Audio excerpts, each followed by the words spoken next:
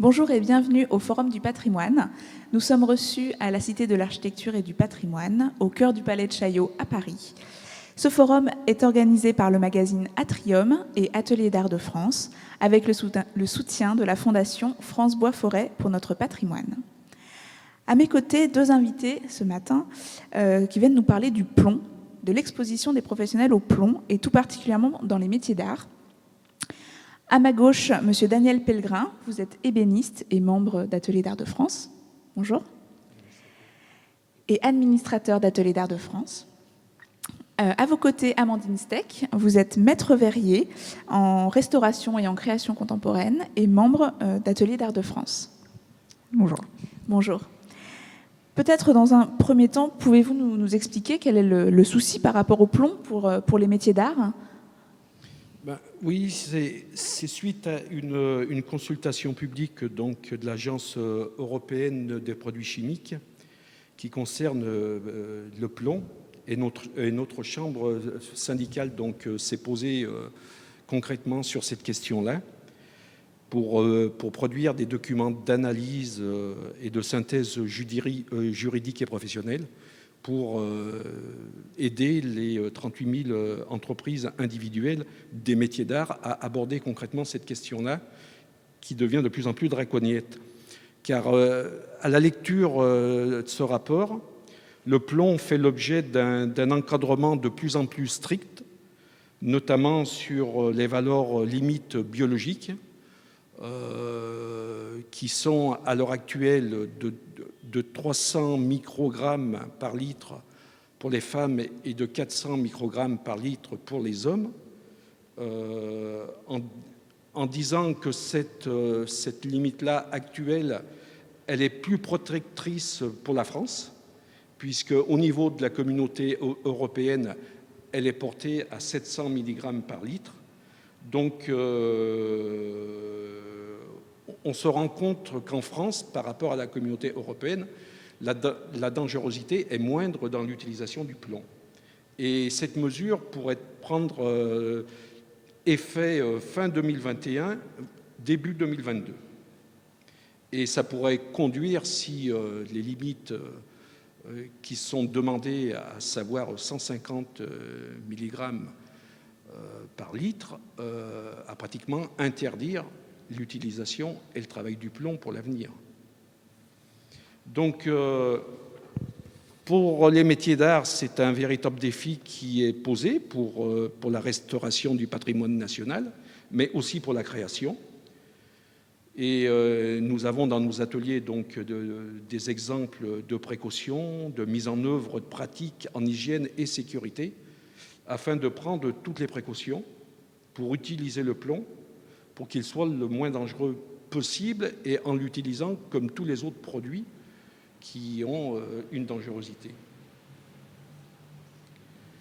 Et si le rapport européen donc, fait référence, et encore à la marge, des objets en cristal et de l'utilisation de la feuille de plomb dans le cadre de la construction, les activités qui sont liées aux vitraillistes, aux émailleurs, aux céramistes, aux autres métiers intervenant dans la restauration du patrimoine bâti, comme les couvreurs, les peintres muraux, les ébénistes, les charpentiers, les tailleurs de pierre, et j'ai même vu les facteurs d'orgue et les ferronniers.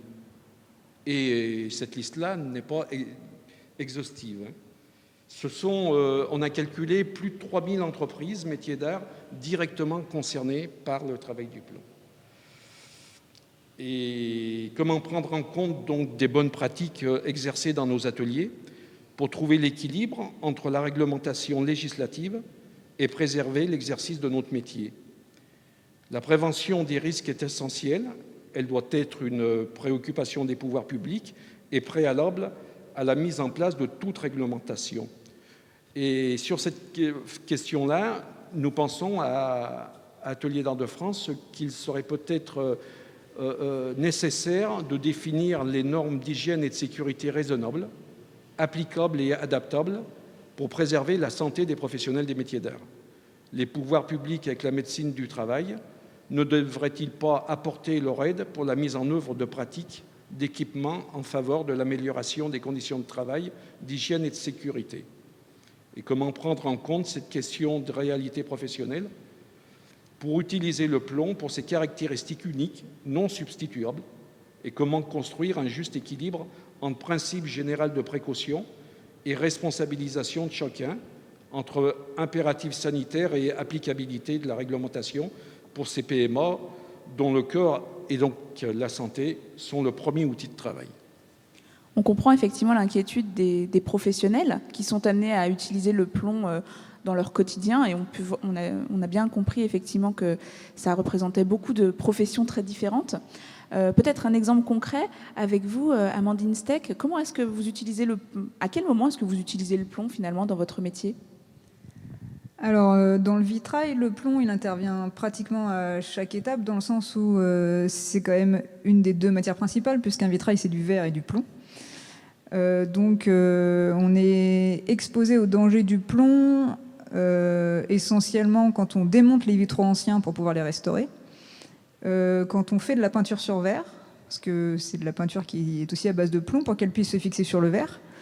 Les peintures qui sont sans plomb tiennent beaucoup moins bien dans le temps sur le verre que celles qui sont à base de plomb, parce que ça leur permet vraiment de pénétrer dans la matière. Et aussi à l'assemblage, forcément, puisque les morceaux de verre sont assemblés avec du plomb et soudés à l'étain avec un mélange qui est à base d'étain et de plomb, donc aussi à ce moment-là. Effectivement, c'est vraiment toute la journée que vous manipulez du plomb, et on ne peut pas vraiment s'en passer. Pas du tout, en fait, ça fait 1500 ans qu'on fait du vitrail avec du plomb. Je pense que depuis le temps, on a quand même dû essayer autre chose aussi, mais finalement, il n'y a pas d'autres matériaux qui soient aussi flexibles et qui se soudent à aussi basse température, en fait, qui ne met pas de contraintes sur les verres pour que ça se tienne dans le temps. Le plomb est à la fois solide et flexible, ce qui fait que c'est ce qui permet justement de ne pas risquer la casse des verres, un peu comme le principe du roseau et du chêne. En fait, si on a quelque chose de trop costaud, c'est le verre qui va prendre les chocs, alors que le plomb permet au vitrail de rester souple, et du coup l'ensemble bouge et sans contrainte sur les verres. J'imagine que même si vous aimez beaucoup votre travail, vous n'avez pas envie d'être malade, et que donc il y a bien des moyens de se protéger des poussières, surtout du plomb et de la manipulation. Ouais, essentiellement poussière, un peu de vapeur au niveau de la soudure, mais effectivement, de toute façon, notre santé, c'est notre premier outil de travail. Donc c'est effectivement ce dont on prend soin aussi. Donc on est conscient de ce risque et on s'en protège le mieux possible. J'allais vous dire comme on peut, mais c'est pas forcément le terme adapté.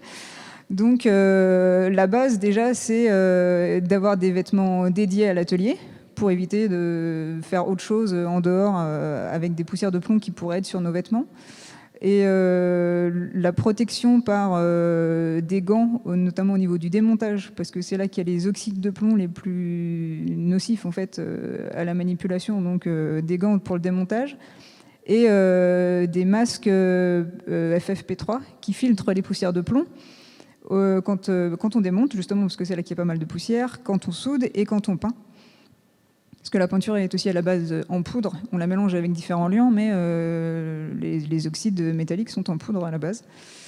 Donc ça, c'est l'essentiel. Et surtout, la règle de base en fait, dans un atelier, c'est déjà de ne pas y manger dedans. Et surtout de se laver les mains avec une extrême minutie dès qu'on sort de la table de travail et de rien faire d'autre avant qu'on se soit correctement lavé les mains.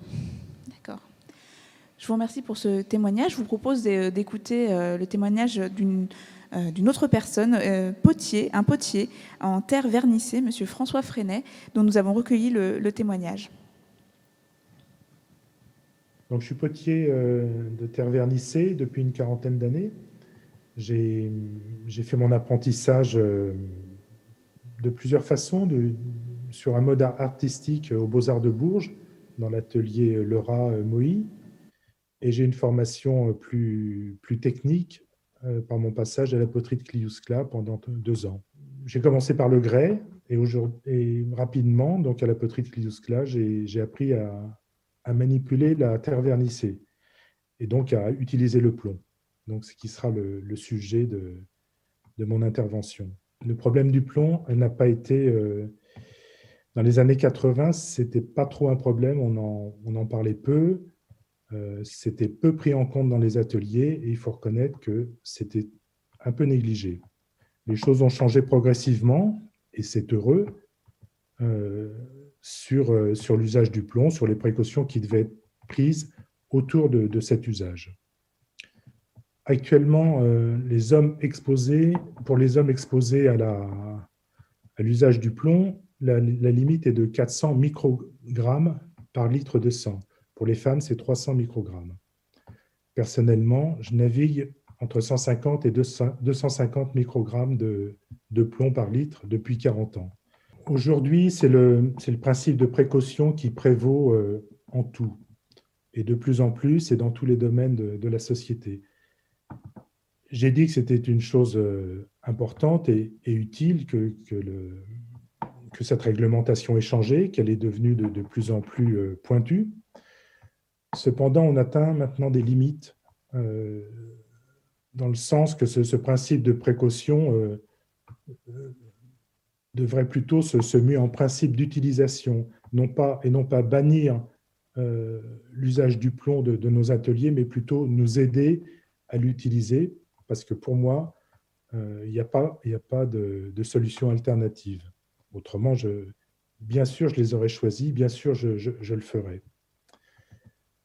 La réglementation est aveugle aux conditions de travail, à notre réalité économique et aux recherches artistiques et à leur finalité. Cela devrait être pris en compte lors de contrôles. Je pense qu'il faut faire la différence entre nos petits ateliers et la grande industrie. C'est pas le même monde, c'est pas les mêmes critères qui devraient s'appliquer dessus. Personne n'a envie de s'empoisonner. Moi, je contrôle mon taux de plomb dans le sang, je me lave les mains, je change de vêtements le soir les jours où j'utilise le plomb. J'ai un atelier en plein air pour cela. Je prends les précautions nécessaires pour ne pas m'empoisonner. Personne n'a envie de ça. Mais je le répète, il n'y a pas que le plomb. On est appelé dans nos métiers à utiliser bien des produits dangereux. Et le plomb, c'est en fait extrêmement minime. Si j'interviens aujourd'hui dans ce salon, c'est bien parce que je suis un des derniers à l'utiliser. Pour finir, je voudrais donc parler des solutions de remplacement. Alors, elles existent bien sûr. On trouve des vernis sans plomb qui donnent un décor figé et sans éclat. Je rappelle que le plomb mélangé à la silice, c'est du silicate de plomb à la cuisson. Et le silicate de plomb, c'est le cristal. C'est la formule du cristal. Donc, c'est ce qui donne l'éclat, la brillance de nos produits. On ne peut pas le remplacer. Si on pouvait, bien sûr, ça serait fait. On peut, mais au dépend de la qualité de nos produits. On peut utiliser des couleurs industrielles qui n'ont aucune nuance et peu d'intérêt à mon goût. Pour ma part, je préfère utiliser un oxyde de cuivre, un oxyde de cobalt qui était celui utilisé par la dynastie Tang au 7e siècle ou au Moyen-Âge dans la région parisienne pour l'oxyde de cuivre, qui sont des couleurs beaucoup plus nuancées, beaucoup plus intéressantes et qui ont une vraie histoire. Je pense que dans un salon du patrimoine, ça devrait vous toucher. Donc mon choix est celui des céramistes qui veulent garder vivante cette tradition plus que millénaire et de continuer d'utiliser ces produits pour offrir à notre monde des témoignages renouvelés de ce patrimoine historique. Nous voilà de retour à Paris. Qu'en pensez-vous? Partagez-vous ce témoignage et cette expérience dans votre profession, dans le retour des adhérents? Oui, c'est M. Fresnel le dit, 40 ans d'activité, son taux de plomb a varié entre 150 et 250, il ne s'est pas mis en danger, quoi. Donc,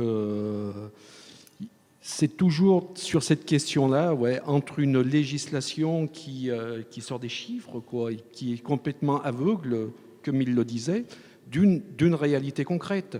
Car effectivement, le plomb il existe depuis des millénaires. C'est au XVIIIe siècle qu'on s'est rendu compte qu'il était dangereux. Hein. Donc, mais on l'a utilisé au XIXe siècle, au XXe siècle, et au cours des dernières décennies, là, on a quand même pris des mesures de prévention qui ont considérablement amélioré pour ne plus tuer des gens, quoi. Dans les métiers d'art, on n'a pas de constats concrets qui nous permettent de dire que sur 38 000 entreprises ou 5 000, il y a eu tant de décès de saturnisme. On n'en est pas là, quoi. Donc, il faut véritablement que les technocrates qui s'occupent des lois se portent plus concrètement sur la santé de nos ateliers, des salariés, et effectivement dans l'industriel où l'exposition au plomb est constante toute la journée.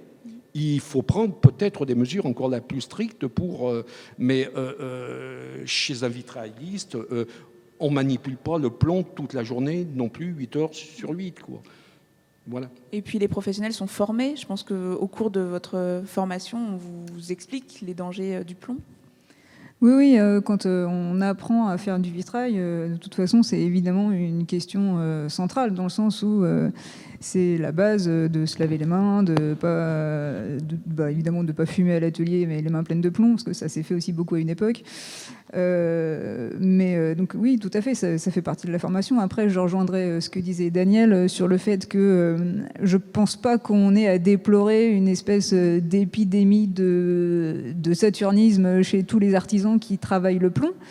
Donc on pourrait en déduire que les limites actuelles, j'allais pas dire sont suffisantes, mais sont pas dommageables aux travailleurs qui manipulent cette matière.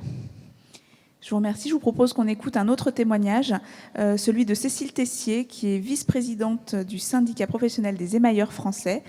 Elle nous présente son expérience de salariée au sein d'une entreprise familiale qui utilise l'émail et la position du syndicat sur les questions du plomb. Bonjour, moi je m'appelle Cécile Tessier, je suis émailleur d'art sur métaux. Je suis la petite fille Chéron, donc on est la 3e génération d'émailleurs dans l'atelier familial.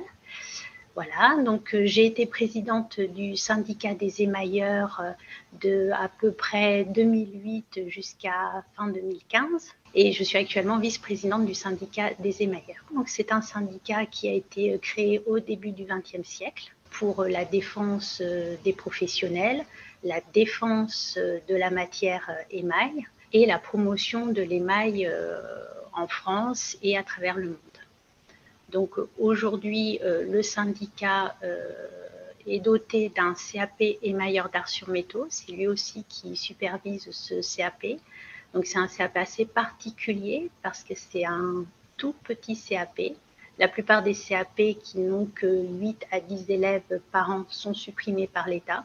Lui, il a été maintenu parce qu'il promeut et il fait perpétuer les savoir-faire de l'émaillerie d'art français. On a d'un côté à nous défendre concernant notre matière, justifier aujourd'hui que nous n'avons pas de produits substitution et que c'est très très compliqué d'en trouver et que ça a un coût, ça prend du temps et que si nous ne trouvons pas un produit de substitution d'égale valeur à notre émail traditionnel, nous allons perdre non seulement des parts de marché, notamment dans le secteur du luxe qui cherche justement des émailleurs et qui travaille avec les émailleurs, puisque ce sont des techniques très pointues. Et d'un autre côté, on se retrouve embêté, vraiment pénalisé par le fait que nous ne soyons pas anglophones. Donc par rapport à des anglophones, on n'a pas la possibilité de se défendre de façon égale, voilà, puisqu'on ne comprend pas vraiment, même si on ne comprend pas forcément exactement ce qu'ils nous demandent. Donc il y a une distorsion, à mon sens, d'égalité donc, entre les anglophones et les non-anglophones. Et puis aussi ce manque de retour, ce manque d'informations concernant toutes les restrictions qui sortent en anglais et dont on n'est pas forcément au courant. Donc, en ce qui concerne mon expérience en tant que salarié du suivi médical relatif à l'exposition au plomb, voilà, alors moi je suis salariée de l'entreprise familiale, donc à ce titre je suis soumise au suivi de la médecine du travail en tant que salariée de la catégorie CMR, donc ça veut dire que je suis exposée à des agents cancérogènes, mutagènes ou toxiques pour la reproduction. Donc à ce titre, je dois bénéficier d'un suivi de la médecine du travail à peu près tous les 2 ans avec la recherche d'une plombémie par prise de sang. Donc dans les faits, je ne suis pas réellement convoquée tous les 2 ans. Voilà, je suis plutôt convoquée tous les 6 ans au mieux. On paye une cotisation qui est relativement élevée à une consultation médicale classique, puisqu'on paye à peu près 85 € par an pour une consultation qui a lieu tous les 2 ans. La dernière fois, comme je n'ai pas été convoquée, ça faisait quelques années que je n'avais pas été convoquée, donc j'ai appelé et on m'a clairement dit que ce n'était pas à nous d'appeler, mais on devait attendre la convocation. Personnellement, je n'ai pas l'impression en tant que salarié d'avoir un suivi réellement rigoureux concernant mon exposition au plomb. L'exposition au plomb des émailleurs reste quand même modérée par rapport à certaines autres professions. On manipule de l'émail qui lui-même contient un peu de plomb. Au niveau du syndicat, on travaille aussi sur la prévention. Tout ce qui est donc santé au travail. On avait également élaboré une fiche pratique avec mon ancien médecin du travail et tout ça est travaillé aussi avec les émailleurs qui se forment lors du CAP émailleur d'art sur métaux. On a quand même beaucoup d'émailleurs qui ont fini centenaires. On n'a eu aucun cas relaté et relayé d'émailleurs qui seraient morts de saturnisme, par exemple, ou qui auraient été atteints de saturnisme. Globalement, non, la profession est peu impactée, voilà, par son exposition au plomb. Nous sommes de retour à Paris sur le plateau. Suite à ce témoignage, est-ce que vous partagez ce sentiment par rapport au suivi médical ? Est-ce que c'est bien suivi ? Est-ce qu'en tout cas chacun prend en charge aussi son propre suivi ? Alors moi, comme j'ai passé la moitié de ma carrière de vitrail en salarié, je peux effectivement témoigner sur les deux situations. Je confirme qu'effectivement, en tant que salarié, on est un peu laissé dans le flou. Je crois que moi, sur mon dernier poste, si j'ai passé une visite d'embauche pour un CDD de 3 mois, le 5e mois, c'était déjà bien. Et sur les 3 années suivantes, j'ai jamais revu le médecin du travail, pour pas dire que je suis même pas sûre d'avoir eu le résultat des analyses. Donc effectivement, de ce côté-là, la médecine du travail est largement laxiste, voire dépassée. Ouais. Parce que, en général, ça m'est arrivé régulièrement dans les différents postes que j'ai occupés, que limite, ce sont nous qui faisons de l'information aux médecins du travail, savoir comment ça se passe, quelle est la limite et qu'est-ce qu'on fait. C'est un peu problématique. Oui, et du coup, en fait, ils finissent par juste lire les analyses et à se dire que, bon, bah, là, apparemment, vous êtes en dessous de 300, donc c'est bon, merci, un jour peut-être. Donc, c'est effectivement très, très limite au niveau de la médecine du travail. S'ils mériteraient peut-être de s'intéresser un peu plus au sujet. Il y a une des entreprises dans lesquelles j'ai travaillé où ils avaient commencé à s'intéresser à la chose, même pas encore à venir visiter l'atelier, mais à s'intéresser au truc. Et on avait eu une petite conférence d'1 heure ou 2, je crois, pour essayer de sensibiliser les gens et de voir un peu comment est-ce qu'on pouvait s'arranger pour améliorer un peu le truc. Là, il y avait eu un début de vrai suivi, quoi. Mais dans mon parcours, ça reste exceptionnel, quoi, au niveau salarié. Et en tant qu'indépendant, le suivi, on le fait nous-mêmes. C'est-à-dire que, personnellement, je suis mon plomb régulièrement. C'est-à-dire que tous les 6 mois ou au minimum tous les ans, je me fais quand même une plombémie. Mais c'est pareil, le médecin de ville, une fois qu'il voit 300 sur le papier, il vous dit bon, c'est bon, vous êtes en dessous. Après, il y a une petite, peut-être effectivement au niveau médecine du travail, truc qu'on pourrait mettre en place, c'est que sur les analyses de sang, en fait, il n'y a pas que la limite de 300. En fait, il y a 3 seuils différents. Il y a le seuil de la population lambda, qui n'a pas d'exposition particulière au plomb.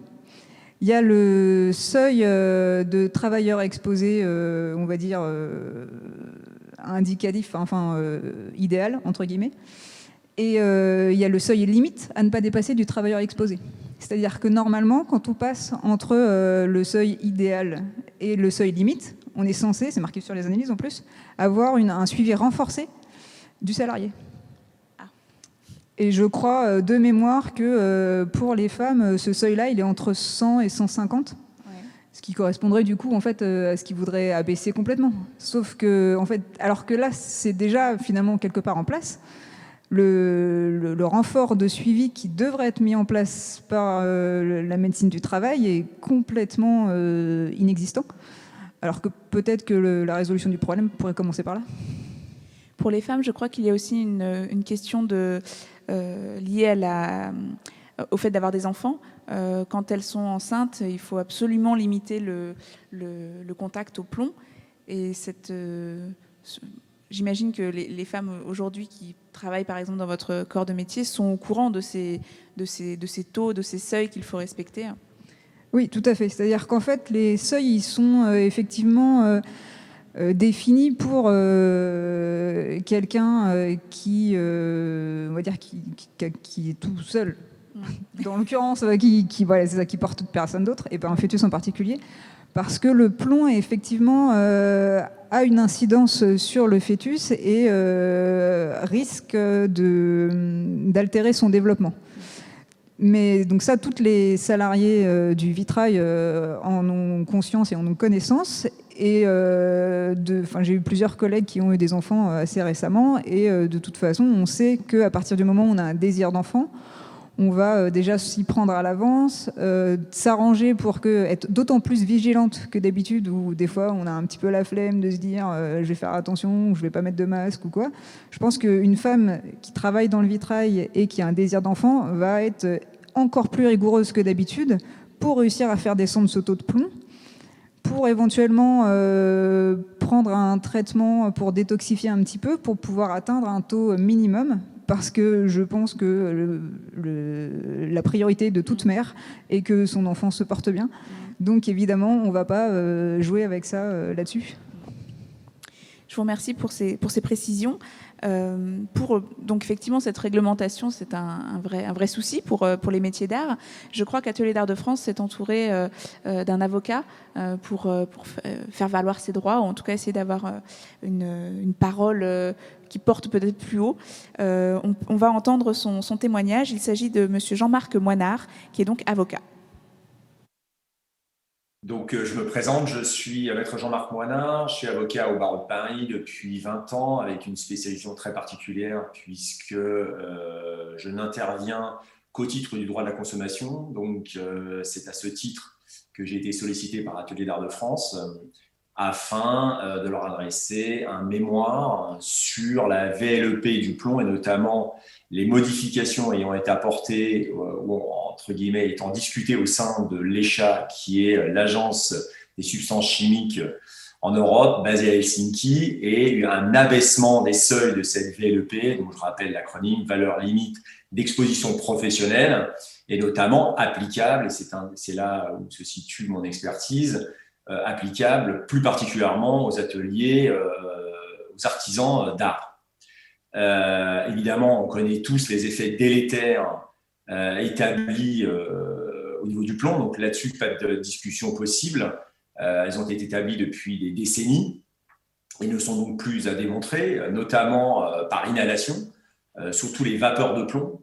La manipulation de plomb étant moins délétère.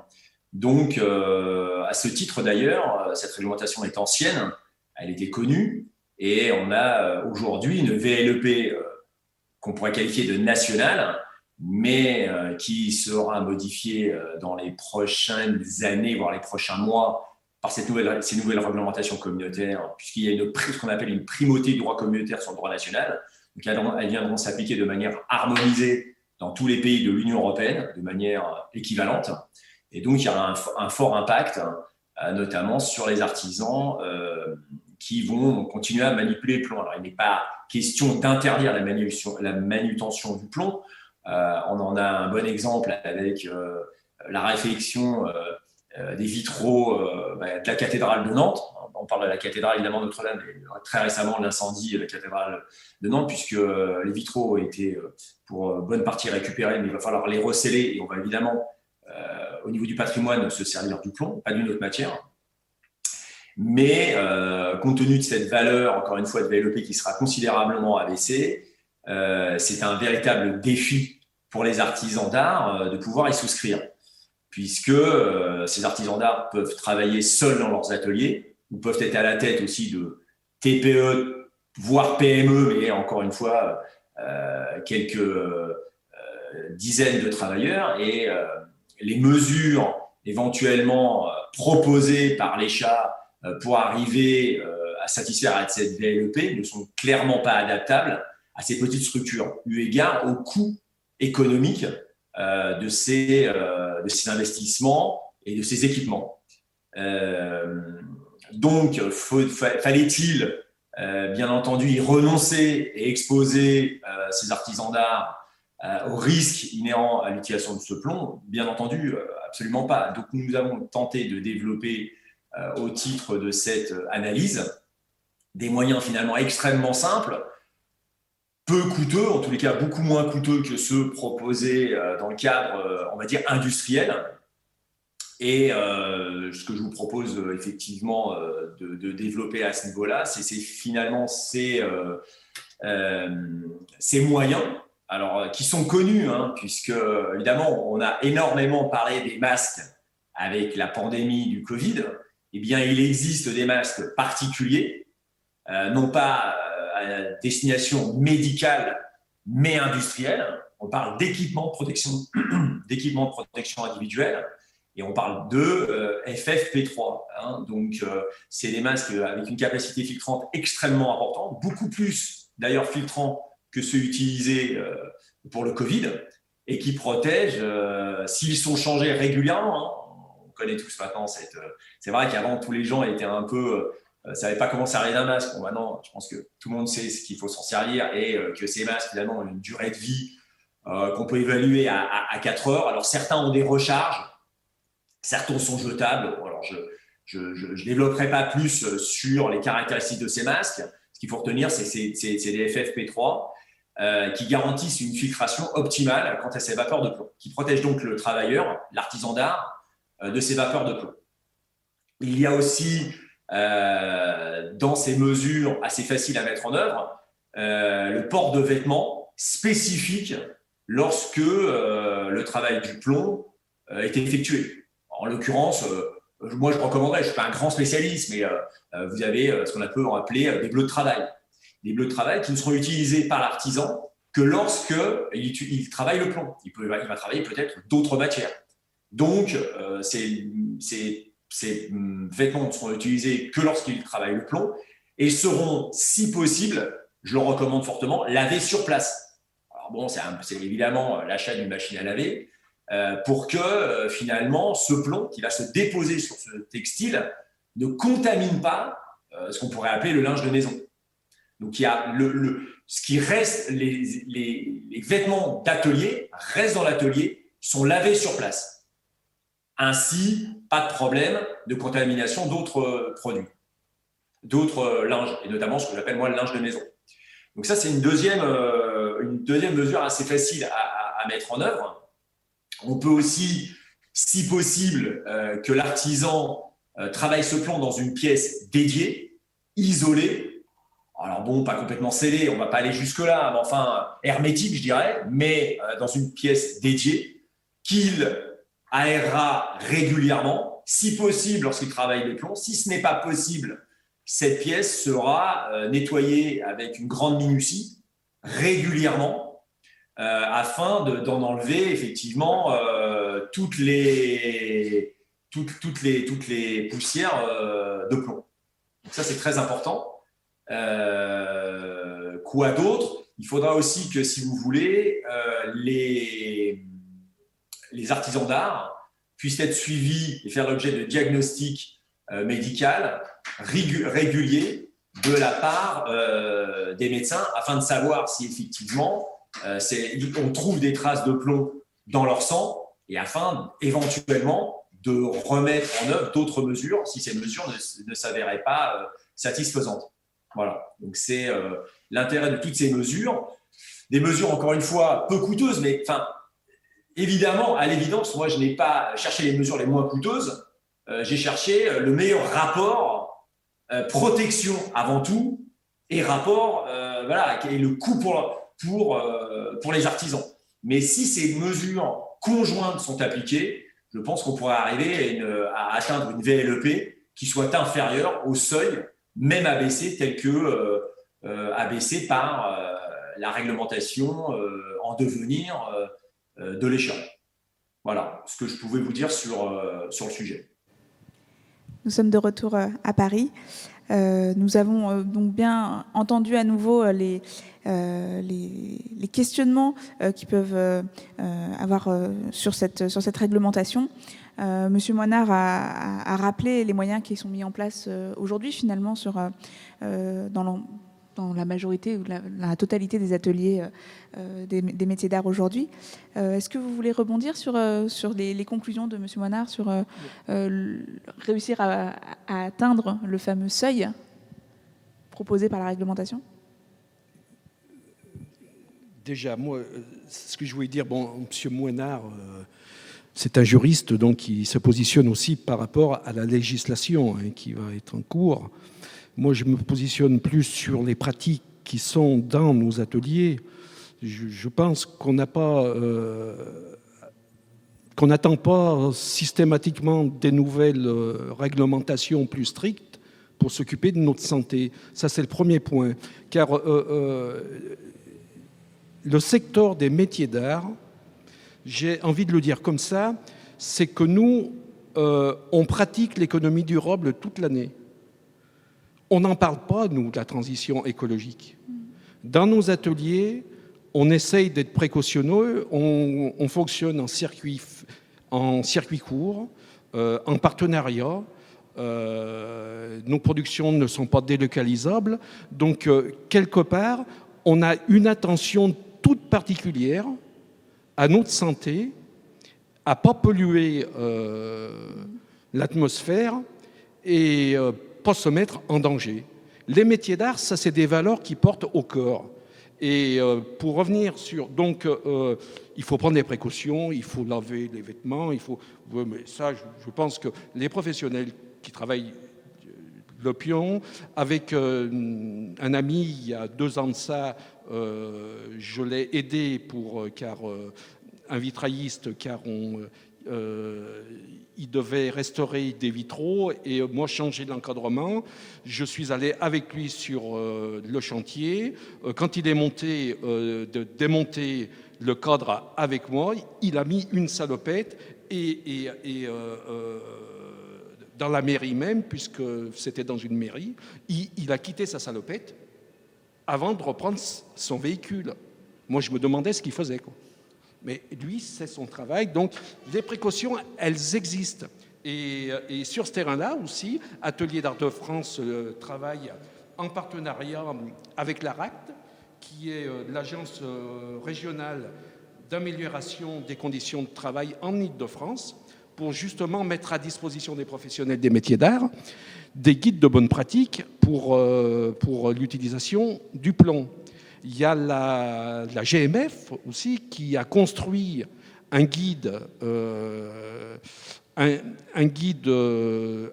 plomb qui était édité en partenariat avec le ministère de la Culture, où on pourrait s'interroger, c'est que les autres ministères n'ont pas collaboré et ne relèvent pas ce document.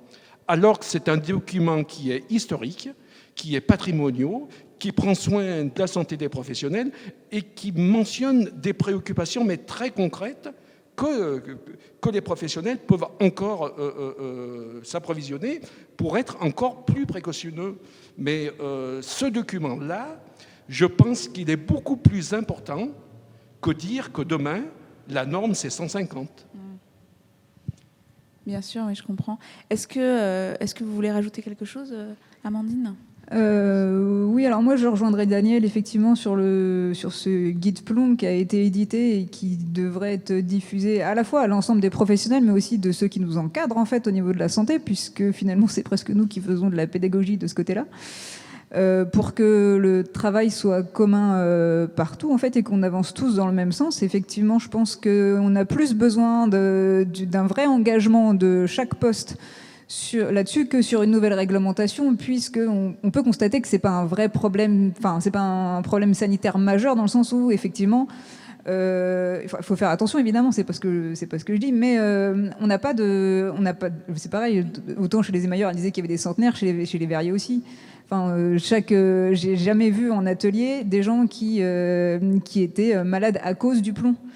C'est une limite qui est attention, mais les symptômes sont jamais déclarés dans le sens où on s'arrête largement avant, puisque la limite est suffisamment basse déjà pour ça. Alors évidemment, l'idée c'est qu'on limite le maximum de chaque risque, même au plus bas, donc de descendre toujours le plus bas possible. Mais est-ce que pour ça il faut légiférer ? Je suis pas sûre, parce que j'ai surtout peur qu'en fait une législation trop contraignante et un impact négatif sur le salariat dans les entreprises de vitrail. J'entends par là que dans le vitrail, en fait, on est 80 à 90% de femmes maintenant dans les écoles, et donc du coup forcément après en tant que salarié, et que si on a une limite trop basse, en fait, la question que je me pose, c'est est-ce que les employeurs, ils vont pas avoir tendance à dire aux femmes qui se présentent ah oui, non, mais ça va être trop compliqué en fait de réussir à tenir un taux suffisamment bas, parce qu'en fait un taux qui dépasse, ça veut dire un arrêt de travail. Et on a besoin de produire, on est là pour ça. Et tous les arrêts de travail, je peux pas les gérer. Donc est-ce que c'est pas plus simple que tu te mettes à ton compte en auto-entrepreneur et que je te sous-traite ? Sauf que le suivi en tant qu'indépendant, il est encore moindre qu'à la médecine du travail. Et encore plus d'autant plus pour le congé maternité. Les conditions de congé maternité dans le vitrail, c'est quand on est au courant qu'on est enceinte, on s'arrête tout de suite. Alors qu'un indépendant, on sait tous très bien qu'en fait, il va être à sa table de travail jusqu'à ce qu'il puisse plus tenir debout. Et si elle accouche le lendemain, c'est pas plus étonnant que ça, quoi. Donc, ce serait, je pense, plus dommageable, en fait, presque, si c'est trop contraignant, plutôt que d'avoir une vraie pédagogie de l'ensemble des acteurs du secteur. Autant vraiment en coordination entre les artisans et les professionnels de santé, parce que notre priorité à tous est la même, c'est la bonne santé de tout le monde. Effectivement, je vous remercie d'avoir souligné ce questionnement sur les conséquences que pourrait avoir cette réglementation, dont on ne pourrait pas forcément penser. J'espère que les actions menées par Ateliers d'Art de France permettront de ne pas appliquer, ou d'avoir une dérogation, je ne sais pas, pour cette réglementation, et que vous pourrez continuer à travailler autant en création, effectivement, que sur notre patrimoine. Je garde le mot de la fin. Si vous n'avez plus rien à ajouter. Je vais terminer cette émission en vous disant que nous avons d'autres sujets qui sont à retrouver sur notre plateforme, qui sont toujours menés dans le cadre du Forum du patrimoine. Je vous remercie beaucoup pour votre participation et je vous dis à bientôt.